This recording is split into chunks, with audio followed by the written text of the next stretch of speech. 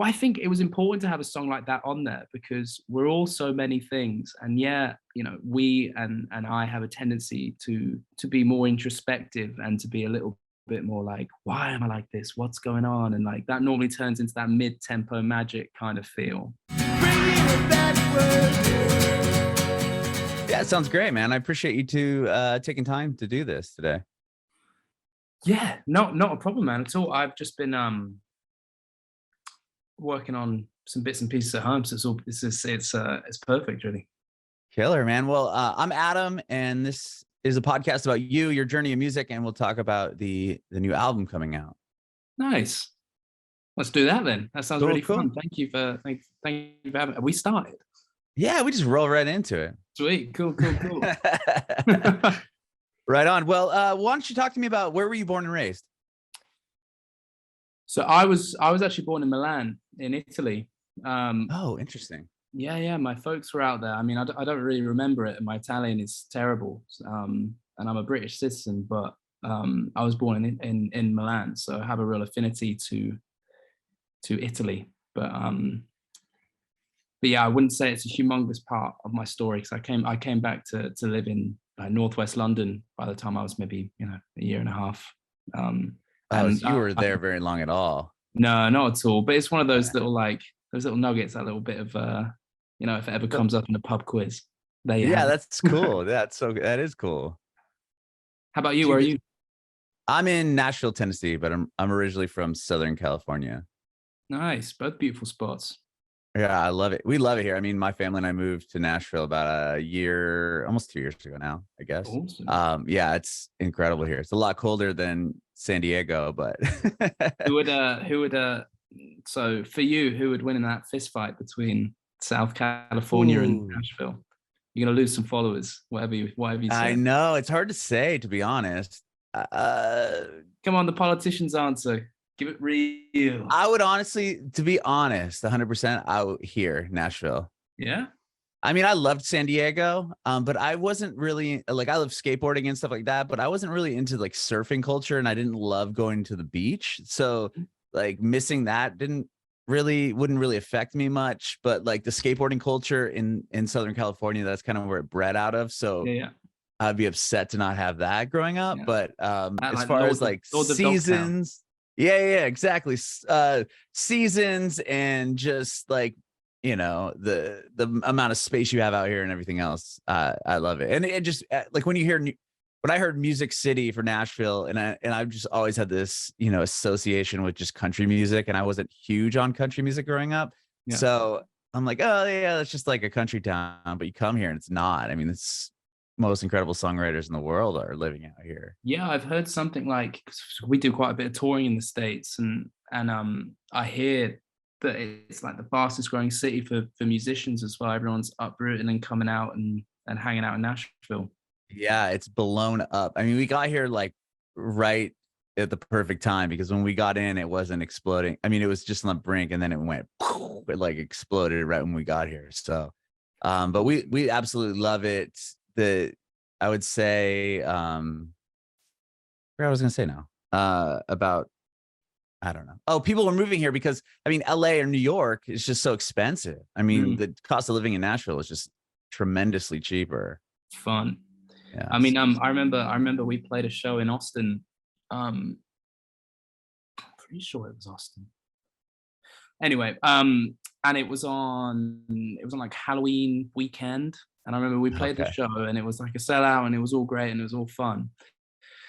And then I walked outside the venue that don't ask me the name of, because I've completely forgotten. But it was on like one of the main strips, I guess. And it was like a war zone out there, man. Just everyone in like masks and like dressed up for Halloween. I felt like I'd walked into some like crazy nightmare.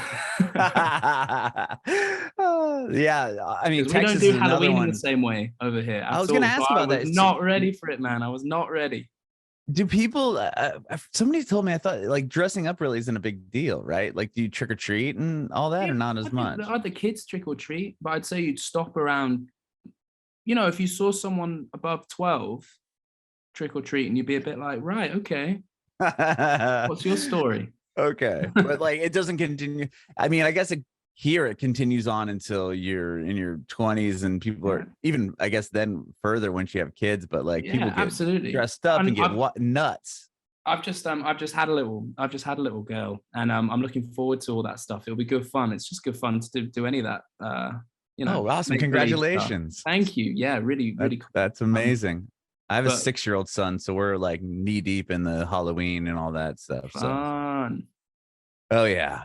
Well, that's I wouldn't awesome. even know what to go for. I wouldn't even know what to dress up as. I certainly wouldn't spend any money on it, so it probably goes like a bin bag or something. I don't know.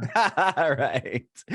That's funny. Well, okay, so you were born in Italy and then you moved to the UK at 1.5. Yeah. And whereabouts did you grow up? Nottingham that's where I read, but I don't know if that's true. So me and the guys in the band all went to university in Nottingham, which is like the Midlands of for those that are not versed in the geography of England. Yeah, like 90% of America.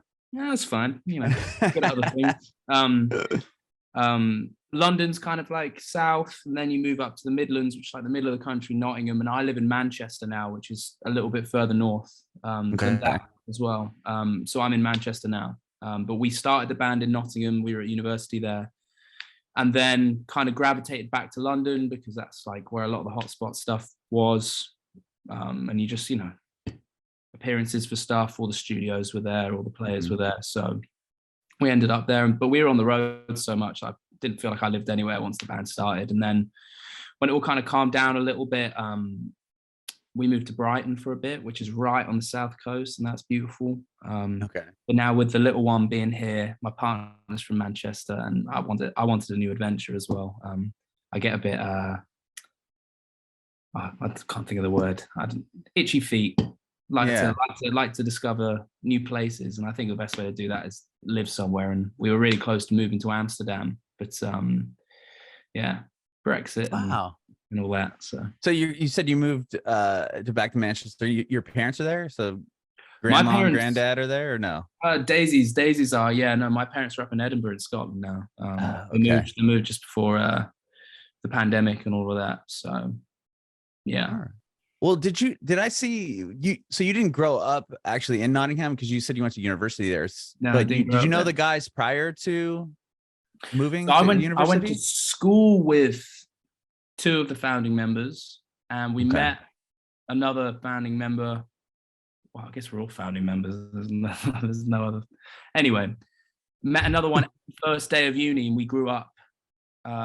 We grew up with our drummer in before he left after the first record, but we grew up with him in Northwest London, so I knew pretty much everyone. Well, the 3 other guys before we went to Nottingham, and then we met Henry in Nottingham. He was our bassist, next door neighbor in Halls, and liked music. Wow. We liked him, so it works out. Yeah, absolutely. I mean, you don't need to be a great musician all the time, sometimes it is about the hang. Well, I've heard that when bands are looking for, not that he's I was going to say phenomenal musician now. I was going to say that something that he he played the piano, which is what he does for us, the piano and the synths, but it was he learned to be as phenomenal as he is on the job, and it would be very unfair for me to say that he's no good, because he's really good. Sure. But I mean, like, not to knock his skill or by any means. It's like I've interviewed other artists that have had to fill members in or find members, and it's like there might be one guy that's some classically trained pianist that's like insane, but he might be not a very fun person to hang out with, and if you got to stay in the small space with that person for very long periods of time, that could get difficult. I mean, look, there are so many really talented musicians in the world. I think what I've seen and what I've learned is those that graft it out and stick around are normally the ones that get to where they want to get to, and to be able to do that, you do need to enjoy each other. And there's allowed to be some friction, because friction is normally where great art is made. But sure. On the most part, well, at least speaking for myself, I think surely there has to be some enjoyment with the collaborators you choose, because that's just it. You've chosen them. It's no one's forcing you to be there. Right. So yeah. Wow. Okay. Well, how did you get into music? Do you come from a musical household? So my dad played in a band. Oh wow. And they were cool. I mean, I wouldn't say that was like a huge part of my narrative growing up. I could always kind of sing, and like, as a kid, I was a bit of like an insufferable show off, and because I could sing, like that was kind of my hot ticket into being able to show off. So that's kind of how music started for me, as a way to kind of desperately try and like shimmy into the limelight. And then it became a more, nuanced and beautiful relationship over just, I really like writing songs. And I've been doing that since I was maybe 12, 13 years old. So it's, yeah, my relationship with music has changed. But in terms of my parents, they both love music. They both grew up listening to a lot of good music. My mum's a big Sonic Youth fan, and that'll never change. And that's awesome. My dad was big into that early Muse stuff at the time, and Adam and the Ants and all of that stuff. Or a lot of UK music. But yeah. Wow. They liked music, and that was definitely a help. But dad was in a band. You said, was that not professionally, just kind of like a fun? Yeah, kind of a uni student band, and they did pretty well. They like supported Talk, I think. I'm pretty sure Talk. Wow. The story he always does is that Talk like roadies like stole all their equipment, so they kind of had to stop the band after that because they couldn't afford to buy more, kind of vibe. Oh man, that's awful. Who knows how true it is? Who knows how true it is? Oh, he's an orator and a storyteller, so you never know. That's funny. So you said you could sing, obviously, at an early age. Was that just something that came naturally to you? You didn't have to. Hey, look, I was told I was sing that I could sing. That doesn't mean that I was actually any good, I'm not entirely sure. I found a lot of solace in it. I was a gentle flower as a kid, and I think that it was something that I believed I was good at. So I kind of lent into it because it gave me a place, something that was mine. Yeah, I didn't answer the question. So you said 12 is when you started writing songs? Yeah, around about then, I'd say. Yeah. Did you was guitar the first instrument you learned? It was, yeah. And then I started taking, my little brother started taking up piano lessons, and I got a bit jealous that he was getting good. And so he gave me a few tips, and then I took like maybe 5 or 6 piano lessons, and then kind of self-taught from there. Yeah, beautiful instrument, the piano. Oh yeah. I wish I could play. My sister and my dad play, and my sister is 11 years younger than I am. And like, I had all the opportunity to learn, and we had a piano in the house and everything. And I just didn't, you know what I mean? Like I could play guitar poorly. I mean, I could play chords and stuff, but that just wasn't something I now I'm like, God, I really wish I could play, because I'll see them just sit down and just play anything. It's like anything though, man. It's just application of bum to seat. Like it's just grafting it out, and you'll be bad for a bit, and then suddenly you'll be good. Yeah. Well, what do you think? Like, because you strike me as like a music fan and running a music podcast, though. If you played the instrument particularly well, do you think that would ruin the art for you?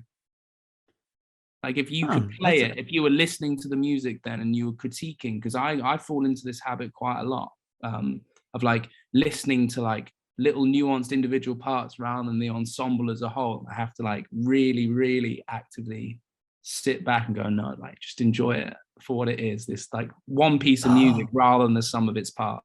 Do you get That's me? an interesting question. Yeah. I've heard that with people that, attend maybe like Berkeley or like a university for music, where they'll just hear things and it kind of jades their, like, instead of going to like a note that maybe wouldn't make sense at that point, just to kind of test it out, like their ear kind of just knows like, oh, it should be here. You know what I mean? Yeah, like for me, yeah, like, I don't know, for me, I think it might, I don't know. I got into radio because I loved music and I wanted to be around it. I wanted to be around the people that made it, but I knew I couldn't write songs, or I never really tried a whole lot. And I wasn't going to be some great guitar player or singer or anything. So that was my kind of I found. And I've been able to find some songs and success on like hearing a song before it blew up, and then played it on the radio and had it, do well. So I feel like I can hear sometimes some hits, before. So I don't know if that would jade my idea of it. You know what I mean? Well, it's certainly a different perspective. Yeah, it's interesting when listening to music and writing music. You have to be. I find it very, very difficult sometimes to just step back, and every so often, I don't know, like 3-4 tracks a year, or just like I don't even think about like how they've done this, or like why have they gone there. It just like hits you and starts flowing through you, and that's the buzz. No, that's really interesting, because I'm thinking of like guys that I grew up in radio with that have discovered a lot of big bands and were, the first ones to play like Death Cab for Cutie or Nirvana and stuff like that. Like none of those guys play in bands, or they don't really play like instruments. They can just kind of hear out what they think might, be appealing to a mass amount of people. Yeah, and that's why I think it's interesting now. There's a lot more like musicians moving into the like the radio space. We have like Elton John doing it over here, and he's picked up some amazing music. But I just always think like, I don't think that I have the ability to do that, because not that I'm like critiquing it, saying it's bad or good, but I'm like actively trying to hear what's going on.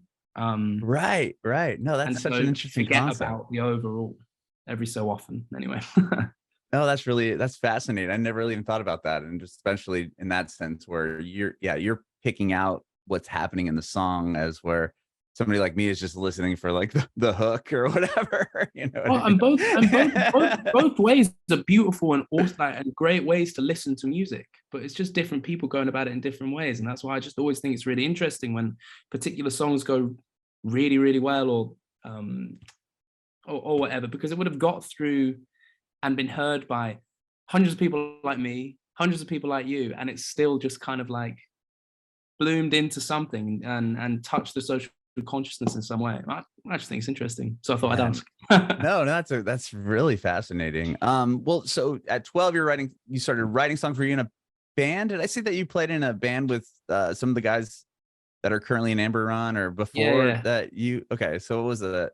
High school? Yeah, it must have been in like 1,000 bands. It's okay. It's fun, like getting together and playing music and thinking about what could be.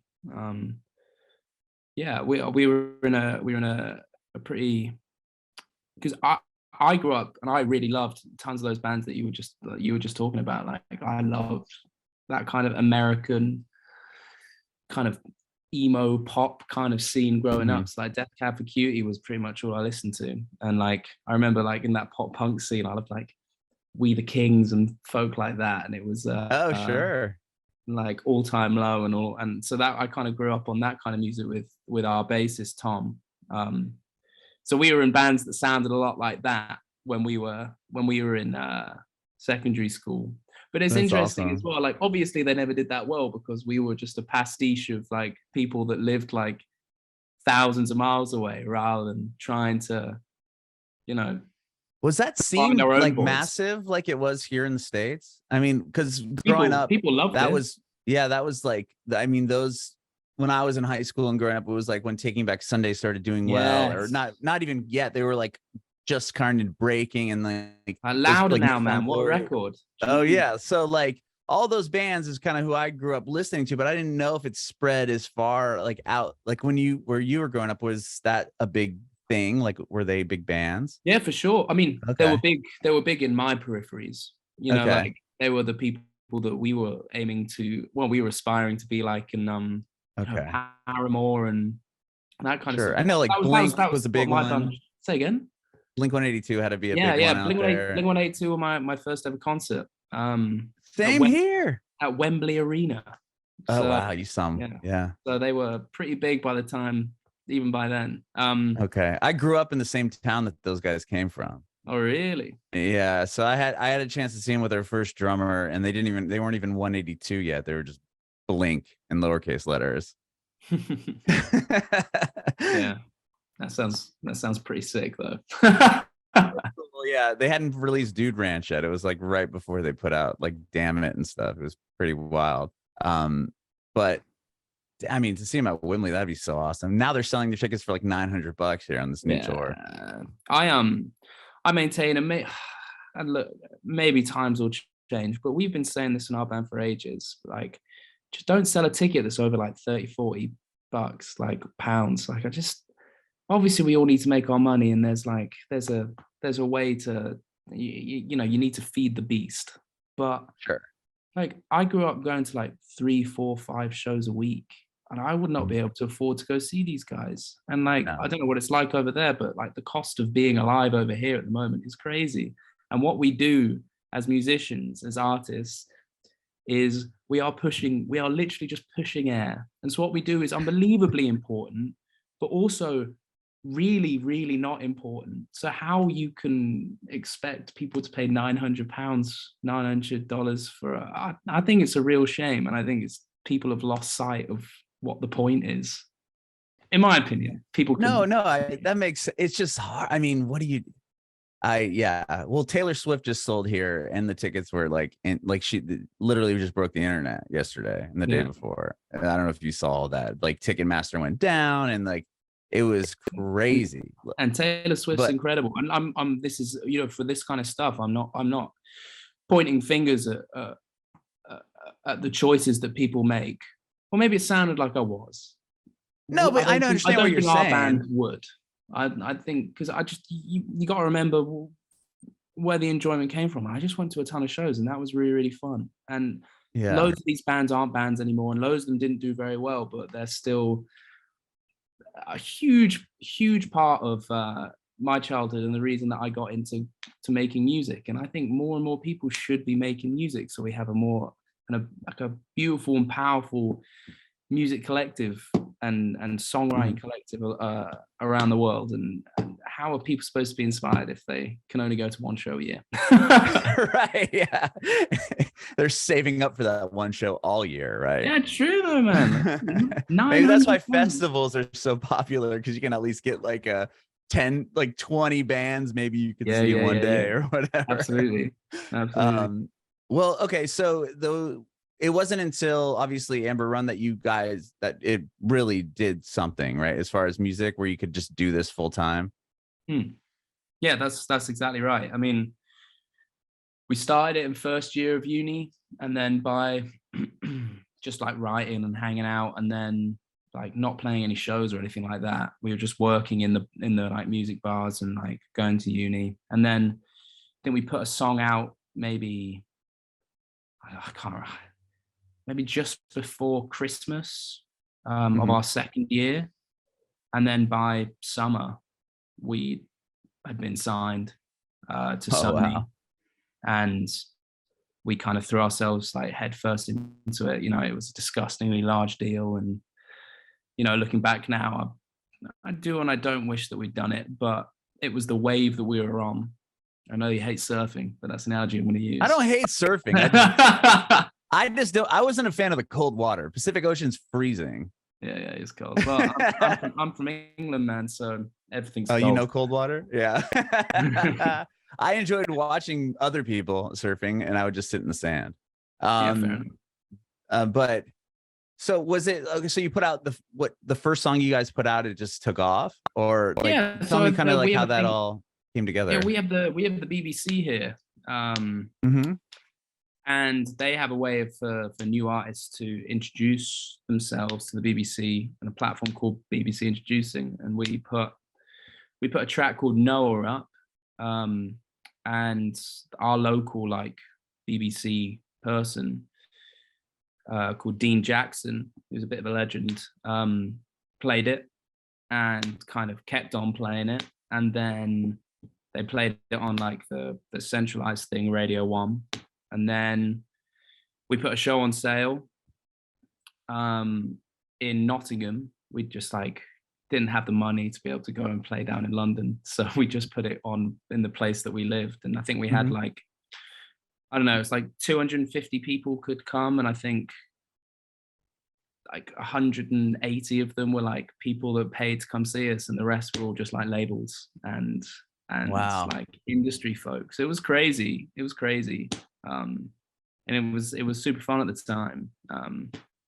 yeah, and then we signed, and then I guess that's when all the hard work began. You know, we had a really charmed story at the beginning of that we had, you know, a financial partner that was able to help us pay for a lot of that stuff. And, you know, we've paid our dues now, and, you know, sure, major label deals are pretty gross, but we had the help to get started in that capacity. So yeah, that's how it started.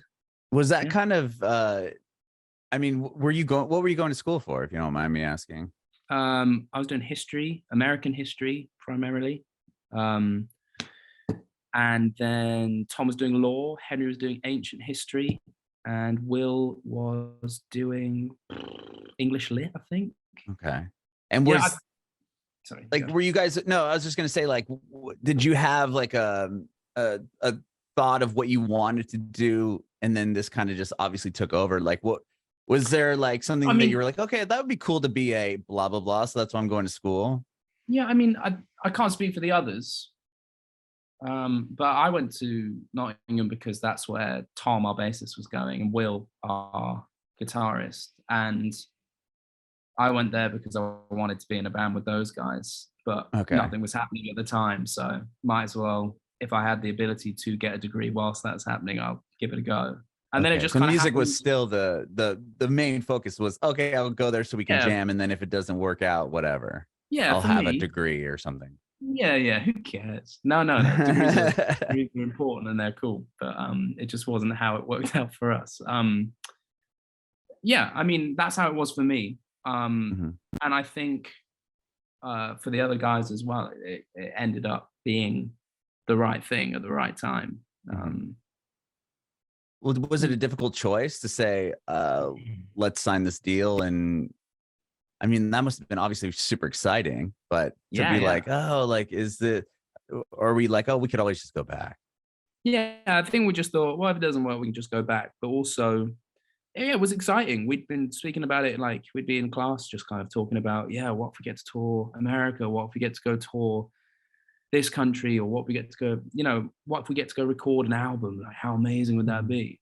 So it'd been like kind of our childhood kind of dreaming, our like shared ambition for this to happen. And then it was happening. So, everyone had all of us gave each other the opportunity to not do it. But I think we all just kind of were just like, well, there probably won't be a better chance than this. It just like falls into your lap and you've like, we were trying and we weren't trying. We were just making music and enjoying hanging out. And I think that's the story for a lot of music that does well, because like it's supposed to be fun. And if it's not fun, then it's cathartic. And it was a bit of both for us. So was like, I mean, with your dad playing in bands growing up, like, was that like a pretty special moment saying, hey, our band like is gonna do this, like, or even hearing you guys on BBC One? I'm sure that was a big deal.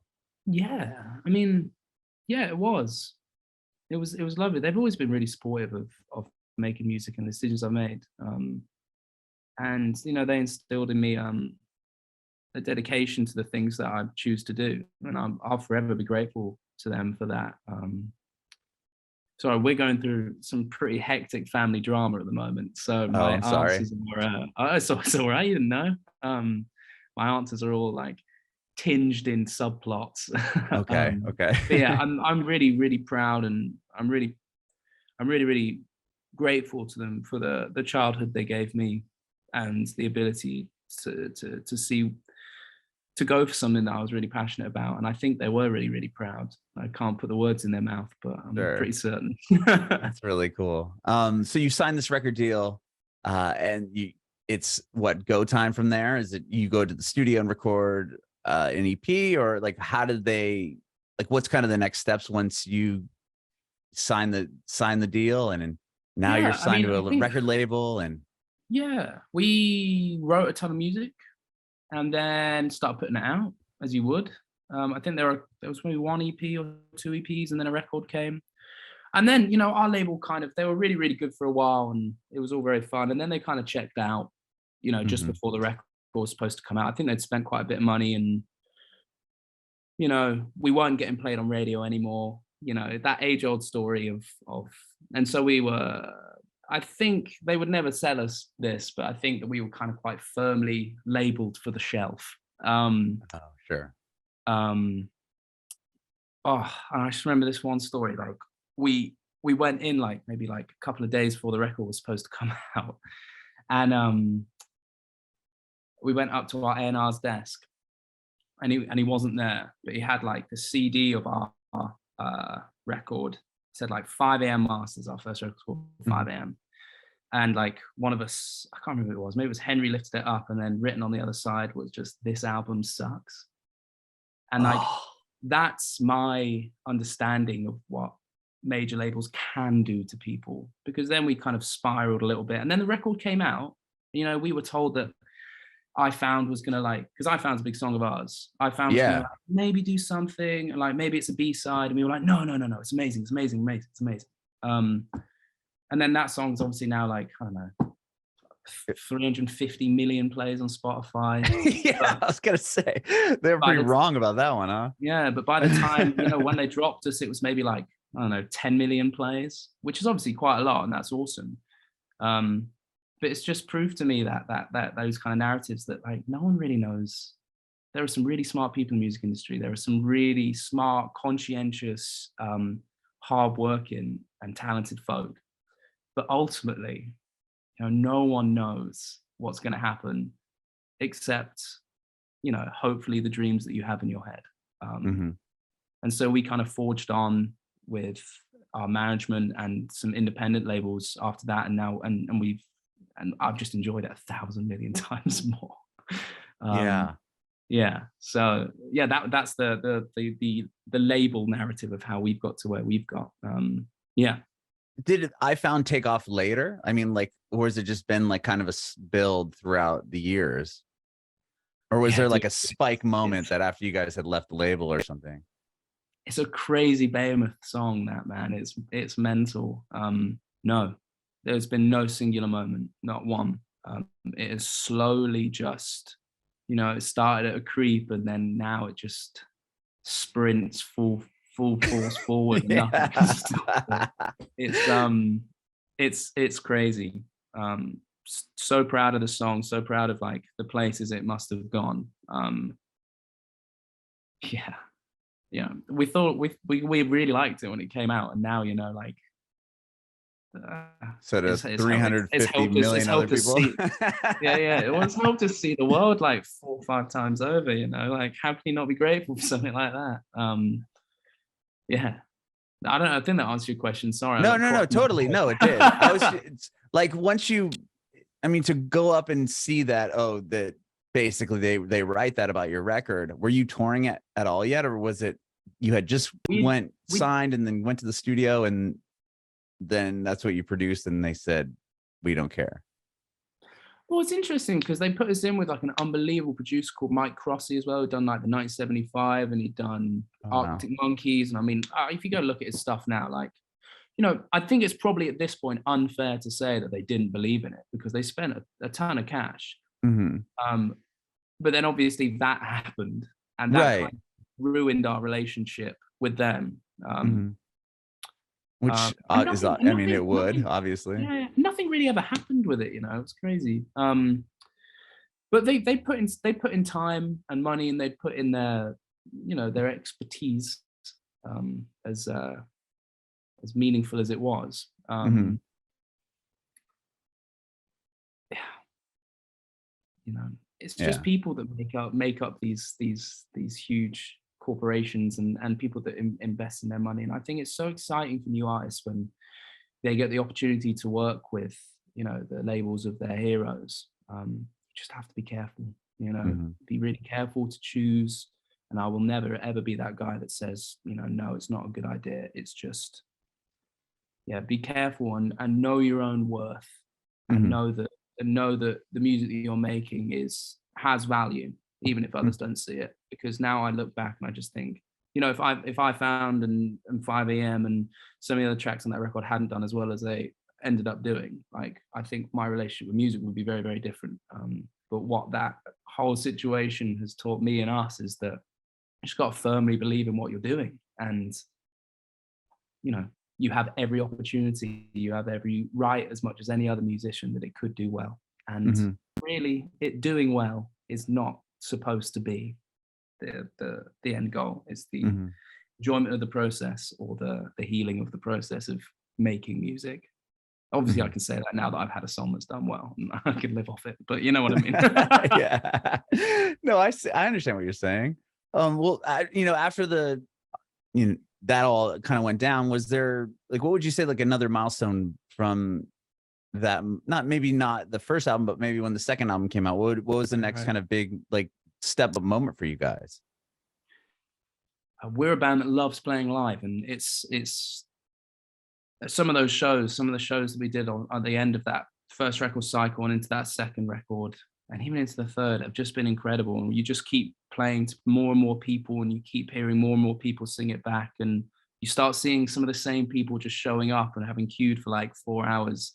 And I think that's those milestones that really hit me. Coming over to play the States for the first time, we put our first show on sale, I think, in New York, and it sold out in like 20 seconds. So we had to like upgrade the venue like twice. And that, those moments are really, life affirming. And yeah, that was really cool. And we've come, it was our dream to come to all the States, not that we're entirely America obsessed, but that because all the bands that we loved growing up were from America, we were like, well, we just need to go do that. And now having done it,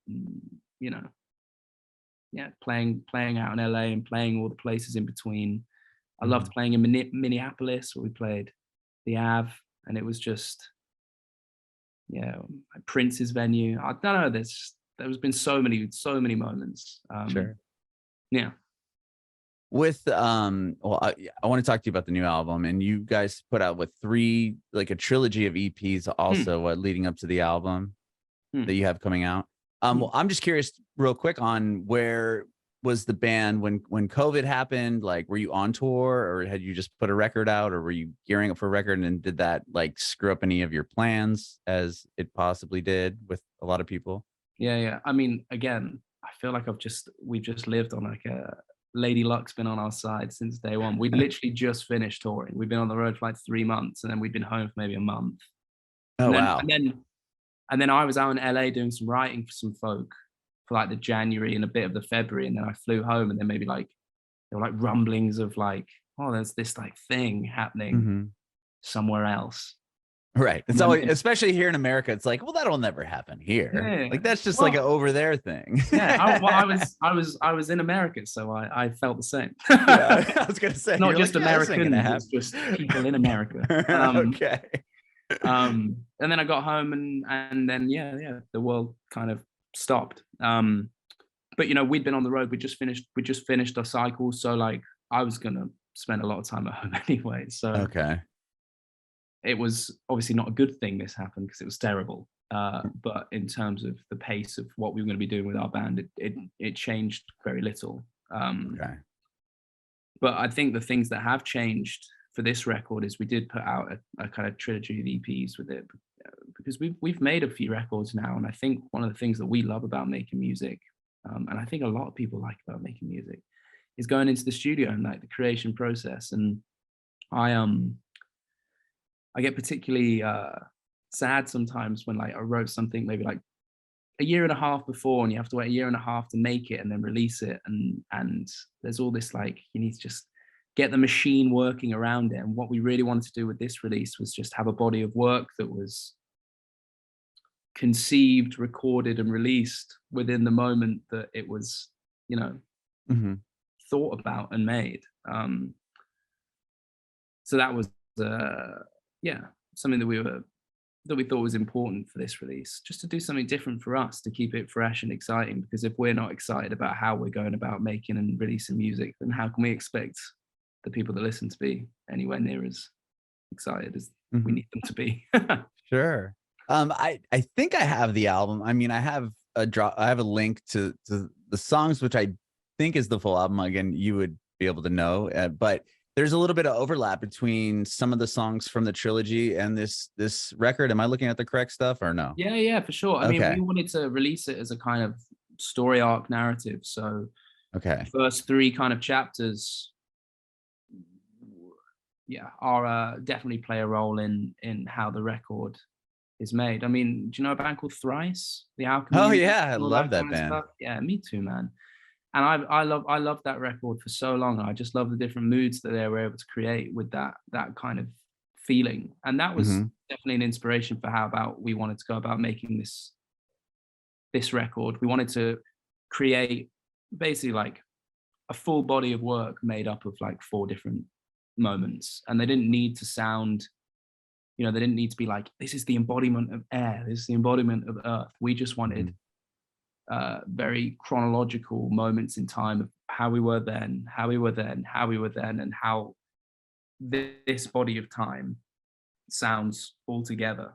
And I mean, the concept of the record is, and the name of the record is How to Be Human. And I think that's a good way of going about trying to tackle a question like that, because we are all so many narratives all at once, and we are one thing for 2 months, and then we decide, oh, I feel differently about that now. And we all go through these cycles, and so that's how we wanted to create the record as well. Okay, so with the trilogy, it kind of goes, there's Act 1, Act 2, Act 3, with the start, the search, the start, the hurt, and some of those songs made it onto the album. Like, is there a how does that kind of play into it? So like those 3 records, is that a concept together, and then the full album is like expanded on that, or am I off? So I mean, think of it as I guess think of it as the book of inclusive of the book itself is called How to Be Human, and then you have I don't know, chapter 1, the search, chapter 2, the start, chapter 3, the hurt, and then epilogue. Okay, that makes sense. A kind of broader understanding, and more of a kind of like comment on more overarching themes, and also like pulling some of the themes from the earlier moments to be able to have a better understanding of the whole. Does that make sense? No, that makes sense. That totally makes sense. Cool. And when you had written the 3 chapters or acts, did you know it was going to be a full album at that point, or did you have the full album done and you kind of broke it up that way? No, we certainly didn't have it done, and that was definitely a stress. We wanted it to be a full record because I think it's important to set yourself a goal at the end of it. Because obviously it's quite abstract, this kind of like chronological where you are in each moment, and then it turns into something at the end. And I understand that, and not everyone needs to listen to it in that capacity, but I think it's important to set yourself these kind of creative goals, because otherwise, like, you'll just write music and then be like, oh, okay, well, we've got enough for a record and let's put it on. I think it was about keeping it interesting and engaging for us, and giving us, especially in those COVID days, like something to work towards. Like what is it that we're trying to make, and then being able to come back about, this is what we're trying to make, and we can't finish the process right now because the process has to be this long. And to have that formula anyway, I found really helpful, and we found really helpful in the writing process. And we went and recorded it all at different points as well, so it kept it exciting and engaging, because we love being in the studio, and just as a different way to go about making music. It felt inspiring, which is basically what we're all just trying to literally chase the whole time. And the album, no, and like, are you guys, because the record's coming out in February, if that's what I read, and you haven't really released anything off of it aside from those 3 acts, right? There's you haven't released like even the title track or any of those songs yet. No, and it's exciting, and that's fun, and they'll come in dribs and drabs. I didn't know. I was gonna say that'd be pretty epic if you just put it out. You know what I mean? Because the vinyl's already like sold out on like the spray paint one, and I'm looking at them like, oh wow, like, people are excited. Yeah, it's cool, man. We're really fortunate that we have some people that just really love the music, and I'm really grateful for them. It surprises me sometimes, because obviously, like, Well, you know, when you create a show or podcast, anything, like it's just a little idea in your head, and then suddenly out of nowhere, people engage with it. You have subscribers and followers, and that would be cool. Look, I'm not entirely sure that's how it's going to pan out because you know, we need to get those fence sitters as well. But I really love the music on this record. I think it's really exciting. It's the music that I like. I'm really looking forward to playing it live. I really enjoyed making it, and hopefully people can enjoy it. And you know, if they don't, just don't tell me. Don't put it on a sticky note below the album. Exactly. Oh, I'm sure social media will tell me. But I think the album's amazing. I had a chance to listen to it all the way through. Thanks, man. Appreciate that.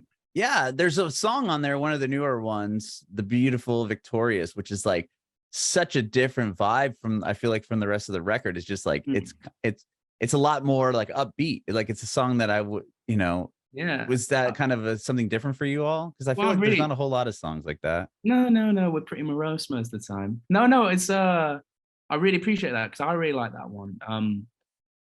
Well, I think it was important to have a song like that on there because we're all so many things, and we and I have a tendency to be more introspective and to be a little bit more like, why am I like this? What's going on? And like that normally turns into that mid-tempo magic kind of feel, which again, I love. But people like that, and myself including that, also have the ability to like be really joyful and be like really excited about things, and to like get like overexcited. And that's the feeling that we wanted to get across in that track. And how you could have a record called How to Be Human, like how could you back yourself to have such like a stupidly large title if you didn't try and touch on that aspect of what it is as well.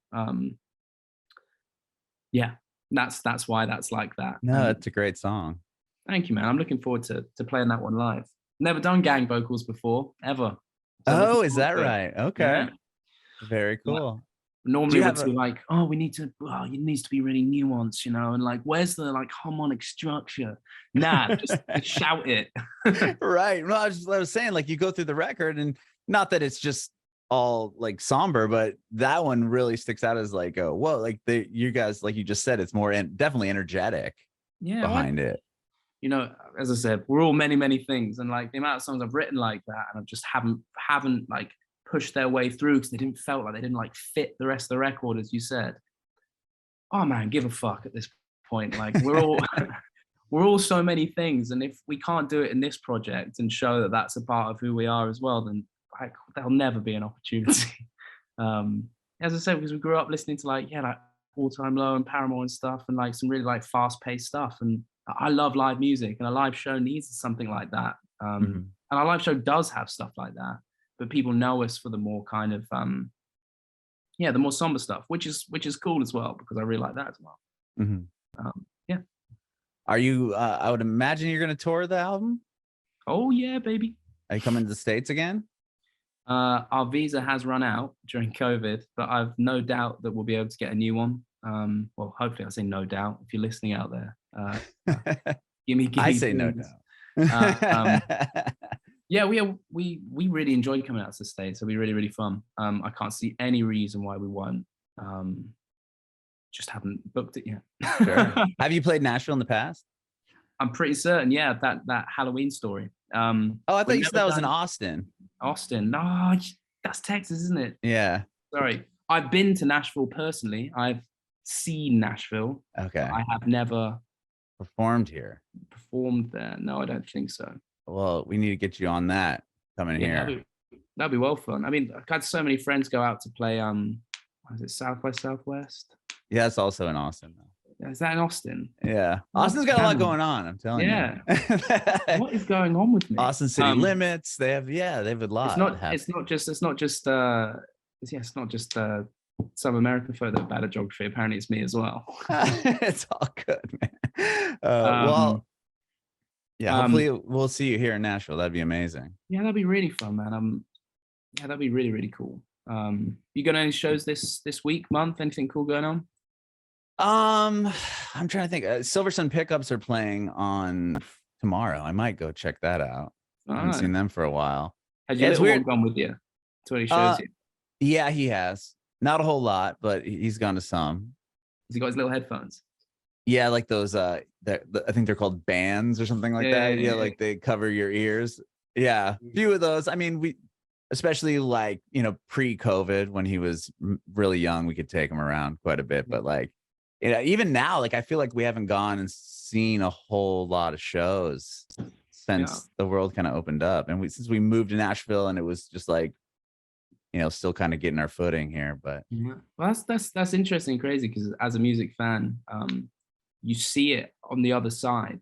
As someone that is selling tickets and is trying to get people in a room, there is still a humongous hangover, and people are still scared to be out in the public and closed. Yeah, I mean, I wouldn't say I'm just more like lazy. It's not even like it's not like we're worried. It's just like, I don't know. It's hard to like get off your ass and go. Yeah, 100%. And I'm not gonna force anyone, but and maybe these guys tomorrow don't need it, but if you like a band and they're touring through town, now more than ever, people need people to turn up to shows. Like those that mid-level band place is rough right now, man. Oh yeah. So if you fancy going to a show, you'd be helping those guys out, I'm sure. Guys, no, definitely. And like, and not even that, we've all found out real quick that it might be a while if something happened, something could happen to change everything. If you haven't seen Amber Run and they're coming to your town, knock on wood, but you never know. The world gets shut down for 2 years again, and then might not be another chance for a while. Yeah. So. Well, yeah. And I'm not, come see an Amber Run show. Come along, we'll have a great time with it, and it will be great. But it's all music, all genres, all stuff. Live music's the best, man. It's so good. I grew up on it. I would literally like eat it, and I still feel that same way. So if you've got a spare 10 quid, go to a local show. It's where like the real inspiration hits you. Where it's like nitty and gritty and like don't have like tuner pedals or anything like that, and it's like. And then you can say you saw them when that artist blows up. Hey, I saw them play at this bar to 45 people. Yeah. The amount of times I've played in pubs called like the Nag's Head growing up, man. I bet absolutely no one knows that there's a guy that they still probably wouldn't know, but is making a life in music. Oh, I love that. I have one more question. Well, two, because you brought it up. I'm just curious. Are you going to any shows anytime soon? Do you get out? I know you have a new baby. Yes, we got a new baby, but yeah, absolutely. Went along to a girl called Victoria Canal played, and I had to go see that. I went to a friend's band called the Amazons recently, and that was really, really good. Those are the ones that come to mind as like particularly good.